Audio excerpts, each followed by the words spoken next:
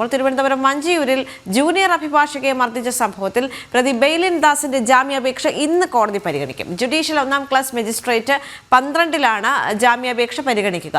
ബോധപൂർവം സ്ത്രീത്വത്തെ അപമാനിച്ചിട്ടില്ല എന്നും ഓഫീസിലുണ്ടായ തർക്കത്തിൽ ഇടപെട്ടപ്പോൾ സംഭവിച്ചു പോയെന്നുമുള്ള വാദമായിരിക്കും കോടതിയിൽ പ്രതിഭാഗം ഉന്നയിക്കുക. പ്രശാന്ത് ചക്രമംഗലത്ത് ചേരുന്നു കൂടുതൽ വിവരങ്ങളുമായി. പ്രശാന്ത്, ഇന്നാണ് ബെയ്ലിൻ ദാസിന്റെ ജാമ്യാപേക്ഷ പരിഗണിക്കുക കോടതി. അതോടൊപ്പം തന്നെ ഇന്ന് പ്രതിഭാഗം കൂടുതൽ വാദിക്കാനുള്ള സാധ്യതയുള്ളത് ഇതിനിടയിൽ സംഭവിച്ചു പോയതാണ്, അല്ലാതെ മനഃപൂർവ്വം സ്ത്രീത്വത്തെ അപമാനിക്കാൻ ശ്രമിച്ചതല്ല, തർക്കത്തിനിടയിൽ സംഭവിച്ചു പോയതാണ് എന്ന വാദങ്ങൾ തന്നെയായിരിക്കും. കഴിഞ്ഞ ദിവസം പ്രതിഭാഗം വാദിച്ചത് ഇത്തരത്തിൽ ശ്യാമിലി ബെയ്ലിൻ ദാസിനെ ആക്രമിക്കുന്ന ഒരു സാഹചര്യം ഉണ്ടായിരുന്നു, ചെവിയിലേക്ക് അടിക്കുന്ന സാഹചര്യം ഉണ്ടായിരുന്നു, അതുപോലെ ചെവിക്ക് സാരമായ പരിക്കേറ്റിട്ടുണ്ട് എന്നിങ്ങനെയുള്ള വാദങ്ങൾ നിരത്തിയെങ്കിൽ പോലും ജാമ്യം ലഭിച്ചിരുന്നില്ല. ഇന്ന് ബെയ്ലിൻ ദാസിന് നിർണായകമാണ്.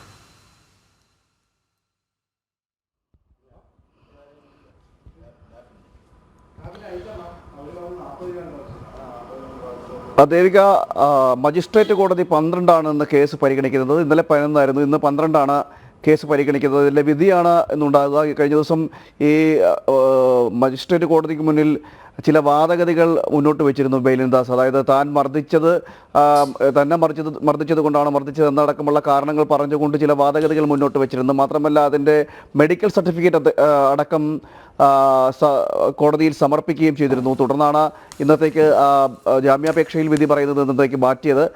ഇന്ന് അതിൽ വിധിയുണ്ടാകും എന്നാണ് നമുക്ക് മനസ്സിലാക്കാൻ കഴിയുന്നത്. ഇന്ന് 11 മണിയോടുകൂടിയാണ് കോടതി നടപടികൾ ആരംഭിക്കുന്നത്. അപ്പോൾ ആ സമയത്ത് തന്നെ ബെയ്ലിൻ ദാസിനെ ഹാജരാകും, കേസ് പരിഗണിക്കുകയും ചെയ്യും എന്ന് തന്നെയാണ് ഇപ്പോൾ മനസ്സിലാക്കുന്നത്. ഈ യുവ അഭിഭാഷകയെ മർദ്ദിച്ചതുമായി ബന്ധപ്പെട്ട വിഷയത്തിലാണ് ഈ ജാമ്യാപേക്ഷ നടക്കുന്നത്. പ്രതി ഒളിവിൽ പോയി 3 ദിവസത്തിന് ശേഷമാണ് ഈ കണ്ടെത്തുന്നതും പിടികൂടുന്നതും കോടതിയിൽ കൊണ്ടുവരുന്നതുമെല്ലാം 3 ദിവസങ്ങൾക്ക് ശേഷമാണ് നടന്നത്. ഒട്ടേറെ വിവാദങ്ങൾ ഉണ്ടാക്കുകയും ചെയ്തിരുന്നു. മാത്രമല്ല അഭിഭാഷകർ തന്നെ രണ്ടായി ചേരിതിരിഞ്ഞൊരു സാഹചര്യമുണ്ട്.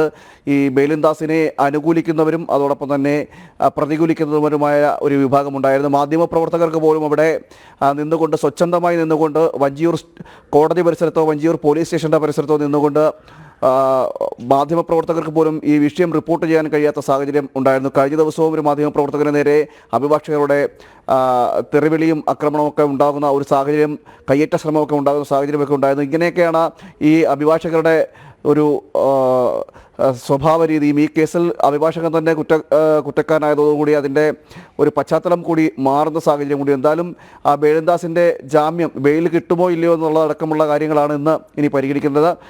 ഒരു 11 മണിയോടുകൂടി ഇക്കാര്യത്തിലൊരു തീരുമാനമുണ്ടാകും. താൻ മർദ്ദിച്ചില്ല എന്നടക്കമുള്ള കാര്യങ്ങൾ ചൂണ്ടിക്കാണിച്ചാണ്, അതായത് മർദ്ദിച്ചില്ല എന്ന് ഉറപ്പിച്ച് പറയുന്നില്ലെങ്കിൽ പോലും തനിക്ക് എതിരെ മർദ്ദനമുണ്ടായപ്പോൾ ഉണ്ടായ പ്രതിരോധം എന്ന നിലയിലേക്കാണ് ഇപ്പോൾ ബെയ്ലിൻ ദാസിൻ്റെ ജാമ്യാപേക്ഷ പറയുന്നത്. അതോടൊപ്പം തന്നെ മുറിവേറ്റതിൻ്റെ കണ്ണട പൊട്ടി പുരികത്തിൽ മുറിവേറ്റതിൻ്റെയൊക്കെ മെഡിക്കൽ റിപ്പോർട്ട് അടക്കം കോടതിയിൽ സബ്മിറ്റ് ചെയ്തിട്ടുണ്ട്. ഇതിൻ്റെയൊക്കെ അടിസ്ഥാനത്തിലായിരിക്കും ഇന്ന് ജാമ്യാപേക്ഷ പരിഗണിക്കുന്നത്. എന്തായാലും വലിയ രീതിയിൽ വിവാദമായ ഒരു കേസാണ് യുവ അഭിഭാഷകയെ മർദ്ദിച്ച കേസ്. അഭിഭാഷകയ്ക്ക് താടിയലിന് പൊട്ടലുണ്ടായിരുന്നു. അതിൻ്റെ അടിസ്ഥാനത്തിൽ ഇന്നലെ ഒരു വകുപ്പ് കൂടി ഈ കേസിൽ ആഡ് ചെയ്യുകയും ചെയ്തു. BNS 118(2) എന്ന വകുപ്പാണ് ഇന്നലെ ആഡ് ചെയ്തത്. അങ്ങനെ മൊത്തത്തിൽ 4 വകുപ്പുകളാണ് ഈ കേസിൽ ഈ അഭിഭാഷകനെതിരെ ചുമത്തിയിരിക്കുന്നത്. എന്തായാലും 11 മണിയോടുകൂടി ബെയ്ലിൻ ദാസിന് ബെയിൽ കിട്ടുമോ ഇല്ലയോ എന്നുള്ള കാര്യത്തിൽ ഒരു തീരുമാനം ഉണ്ടാകും. ദേവിക.